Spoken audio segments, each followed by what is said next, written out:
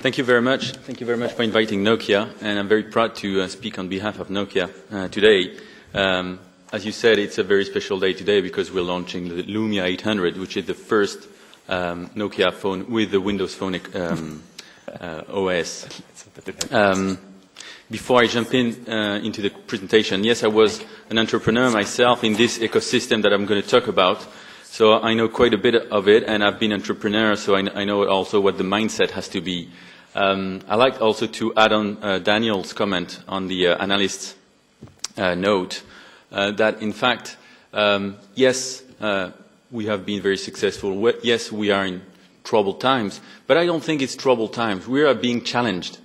And the thing that you didn't pick up from this analyst, I think the analyst did pick up, is that we are changed our mindset. We're now in a challenger mindset. We're not a challenger, still not a challenger because we're number one in the world. Sorry. But we are now in a challenger mindset, which is very different. I came to Nokia 3 years ago to do this kind of stuff on ecosystem and so on. But it was more, we have services and, you know, what can we do with our own services to the consumers? Today the mindset is different. We're thinking about an ecosystem. How can we motivate an ecosystem so that the ecosystem will in turn generate value for Nokia, for the consumers of Nokia? That's a very big difference, and we felt since maybe 12 months, since the new senior management changes, that there is a very, very refreshing mindset inside Nokia. So, I've been always a very bad student, and as always, I didn't come with my slides, but I've got good reasons because it's the Lumia launch, and I haven't been very available lastly. I'm not VP, by the way, I'm just head of the ecosystem in Europe. But what it means is that this function didn't exist 1 year ago. We're making sure that you guys, software providers, but also consultants and also marketing agencies are all running into a very healthy ecosystem, which is stimulated by people like me. So that's what I do. So it's very relevant to today's presentation that we're launching the Lumia 800. As I said, it carries the Windows Phone OS. Could we have believed 1 year ago that I would be speaking about Microsoft and Nokia together? I mean, 1 year ago it was all about MeeGo, Symbian, and what have you, and suddenly we're talking about this. And now you're asking me what should we be at in 2020? Well, if you look 1 year back, it has changed so much with Google buying Motorola, HP dropping WebOS, and all these different things happening so quickly. Can we really see what's going to happen in 2020? Well, if we look back, we have some possibility to find some trends. In 2001, we have things like WAP, then Java, premium SMS. We started with a color screen. Then we launched the first smartphones. So it happened to be Nokia launching the first smartphone. But today, all these ingredients that are part of the smartphone success are in fact coming from 10 years ago. So I believe in 10 years, we'll also have the success coming from today's ingredients. So we'll talk about that a bit later. Something that has changed, of course, is the coming of new players that have changed and shaped the, let's say, old situation that was driven by historic partners such as historic operators, historic manufacturers. And I must say that that has refreshed the ecosystem as a whole. These new players have something new that we didn't have before. Is they're coming with their own ecosystem. So it all comes back to the ecosystem. So the battle has changed and has shifted to a manufacturer's battle to an ecosystem battle. We are speaking more and more about application and how smart your phone will be if it has applications. And by the way, the applications come from this ecosystem. They don't come from the manufacturers anymore. So these new players come with their ecosystem, the know-how to stimulate the ecosystem. The American, by the way, that's true that Europe does not have so many like talentuous ecosystems or companies driving ecosystems. So what is it exactly, an ecosystem? And I like to come back to this definition. It's true it's not anymore a linear value chain. It's more like you have in the nature, in the biology. You have, let's say, different species eating each other or supplying food to each other. It's not always direct. I think it's the same thing with the ecosystem from the mobile industry. Actually, it's the same as for the PC or computing industry as a whole. If you remove one component, if we remove the consultants, they wouldn't be able to tell the companies and recommend the companies what to do. If you remove the marketing agencies, they wouldn't be able to promote the services anymore. So the whole ecosystem is very important, and it's not a linear value chain. It's important also because if you take the dynamics within the ecosystem, you have competing companies working with each company. I'll give an example. An operator would purchase maps from Navtec, i.e. from Nokia. And they would build an application that becomes a competitor to Nokia Maps or to Google Maps. But at the same time, they buy phones from Android, who's supplying the OS to a manufacturer. And at the same time, Nokia will have Nokia Maps compatible for Android, who will in turn get money from the Android consumers. And this is the ecosystem. It's not a linear value chain anymore. We have to live with this new fact. And the way forward for Nokia is to work with Microsoft. And this is also part of the new way. We are working now with somebody who used to be our competitor. And I think this is very healthy. So what is healthy ecosystem? Well, a healthy ecosystem is an ecosystem in which all species are healthy and happy to be. And that's where different ecosystems are positioned differently.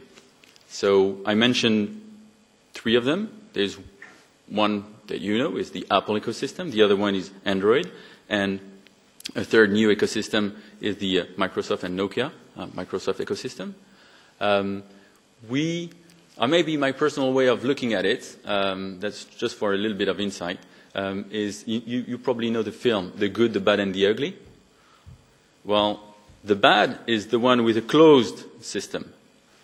The ugly is the one who makes believe that everything is free, but at the end of the day, you'll have to pay for it somehow, some kind of monetization. And guess who the good is? So as we go forward, we can't have too many ecosystems because you developers are providing software, so you have developers in your companies.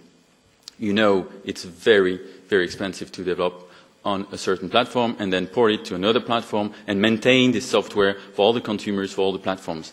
The way it still is today is that there is a lot of fragmentation, a lot of different platforms that a developer needs to cover. The move that Nokia made with Microsoft is to change this. And I think if we look at 2020, probably this will even change even faster. There will be more concentration and some old OS will drop down. Of course, and we'll see it, there will be other opportunities for other ecosystems, but as we go forward for the next 2, 3, 5 years, I believe there will be more concentration. So the healthiness of an ecosystem depends on the low cost of entry for you guys to develop on the ecosystem, so nice SDKs, great support. But it's also about the way that you can monetize. How can you distribute your software? Is there any monetization enablers? Can you make your consumers pay for what you want them to pay?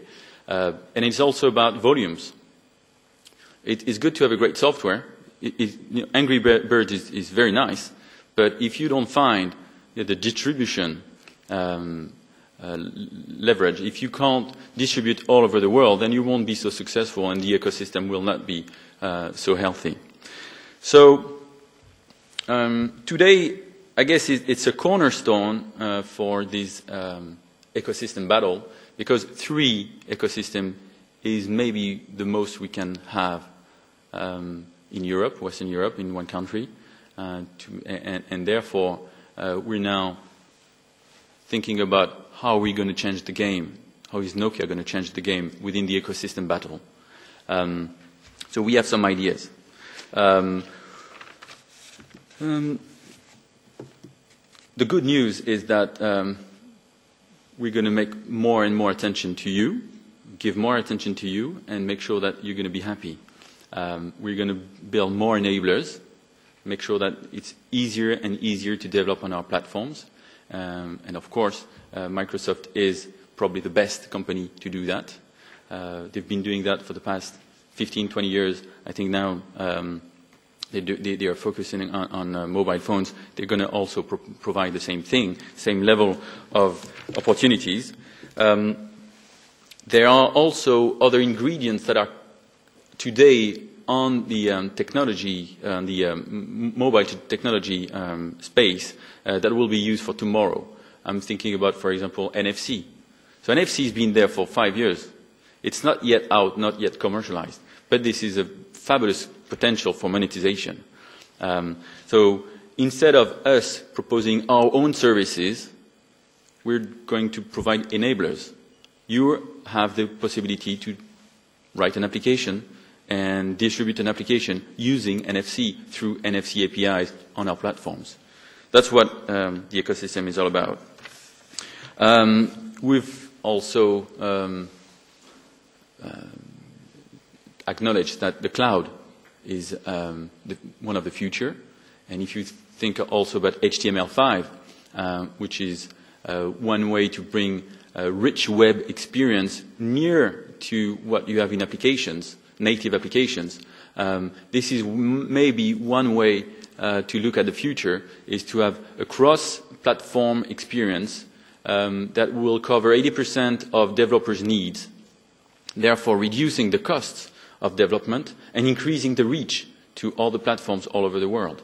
Of course, we're talking about 2020, so from now to 2020, HTML5 will start, let's say, kicking off next year. It's already there, but it's kicking off next year with volume coming in 2 years, and maybe in 3 or 4 years' time, the implementation and standardization will be over, and in 5, 10 years, this will be the way forward. Another great enabler is, at least what Nokia believes, is GPS, geolocalization. We bought Navtech 3 or 4 years ago, and we still believe this is the big differentiation piece that will propose to the ecosystem, to our ecosystem. The value that these enablers bring to the consumers, but also to the advertisers, is enormous. We really hope that the developers will pick up on these APIs and start bringing in extremely interesting applications to the consumers. So the way we're thinking about that, and hopefully you'll pick up on this, is that the first phase is to connect the people. The first phase of our development was to connect the people and have them phone from wherever they wanted to be. The second phase, that was 15 years ago. The second phase started like 10 years ago, was to connect the people to internet wherever they wanted. And we believe the next phase will be more disruptive. It's more about intelligent connection and bringing the world to the users without the users having to look too long for it. It's, let's say, a bridge between the real things in the world with the mobile internet. So how is this going to happen, so that I'll be a bit more pragmatic? Well, the first thing is to index all the things in the world. That's what Navtech has been doing. We go to the street and we index things. We also index the places, the restaurants where the different things are. So we're indexing the world. The second phase is to add sensors. So a mobile phone is full of sensors. It's incredible. It's got, you know when it's day or night because you have this sensor right here. You've got, you know what speed, you know in what direction the person is going. You know with the level of noise that's surrounding us. There's so many things that we know. If you add to this the behavior of the user, we know where they are. We know that they are in a traffic. In fact, we're giving to Navtech traffic information because there are so many devices which are stuck in this line, which is a road. Oh, that must be a traffic. And then the traffic is displayed on the user's handset who are coming on the road. So the consumer behavior becomes also a very important part of this whole piece of information. And this is also a platform play. We need to provide this information in a computable manner so that you, the different ecosystem piece, can take advantage of this information and use it in your own software. And this is a big piece. This is a platform company now. How can we provide all the necessary information that will differentiate us from the rest of the ecosystems? The third phase will be, or the third step will be to have a learning platform. So now we have indexed the world. We have consumer behaviors coming back from their sensors. How can we anticipate, predict what's going to have to happen? So we talked about the traffic. We can talk about other different things.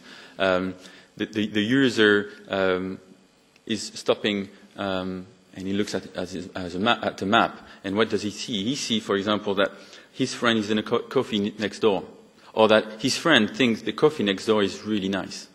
And this is not science fiction. I think you've read these kind of things, I mean, kind of everywhere. But in order for that to happen and to be smooth and in a device in a nice way, you need all this platform and enablers that I've been talking about, which do not really exist today. So this is the location part that Nokia wants to bring into its own ecosystem. So in short, how would Nokia perceive itself as we go forward in this location battle?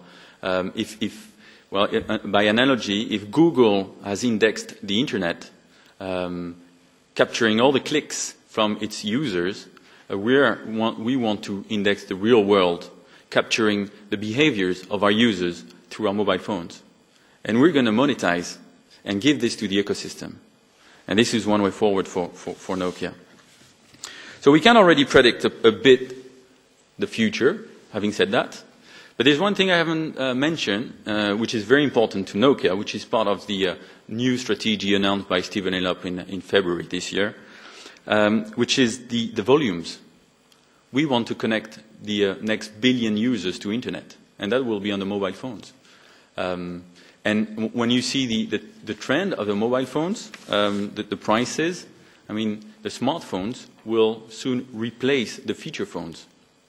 If you have a global look at it, there's like maybe 2 billion users of mobile phones all over the world. Just a few hundred millions have a smartphone. So that's just the tip of the iceberg. And there is still billions of users without a mobile phone at all. So we think that we've already reached nice numbers, but it's just the beginning. And as we go forward, the prices of smartphones are going down, just like for the PCs. For the same price, you get more power, but now we're changing from feature phone to smartphones. So we're talking about 2020 here. I believe there will be smartphones all over the place. And I don't even think we'll be speaking about feature phones anymore. So this is a huge opportunity for you all. The scale that Nokia wants to provide is unprecedented. And it's very funny what I was saying about exports. So I'm responsible for looking at what's happening in Europe. And I can tell you that Finland is a very, very important exporter of apps, more than France. So it's a much smaller country, but yeah, you have a historical relationship with Nokia and the mobile industry, and that's why probably you have so many startups doing a very good job. And I think you're very much outwards looking, much more than, let's say, Spain or Italy. You actually export. And I would like to see the companies from Scandinavia even more in our numbers. Take advantage of China and India. These are huge, phenomenal numbers coming. This is a very important region that the mobile ecosystem has to look at. These guys are not developing applications, believe it or not so much. They're not exporting applications. 80% of our smartphones applications come from Europe, and 80% comes from only 3 countries. And guess what? Finland is part of it. So you have a very big potential exporting applications abroad. And that's what also Nokia will be providing. Volumes, scale, things that the other ecosystem, think about it, not all of them are providing.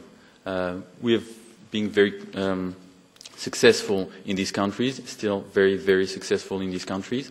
We believe we have the reach, the retail, and all the network that is there, and we'll also push your applications. So we're changing from a hardware company to more services and pushing the ecosystem also to these different countries. So I'll need to conclude quickly. Well, you'll believe it when you'll see it, when you'll see the Lumia 800. I mean, we have an amazing device with an amazing OS, great user experience. If you start developing on this OS, you'll see that is very easy, and as we go forward, you'll probably have the opportunity to export and distribute this application all over the world.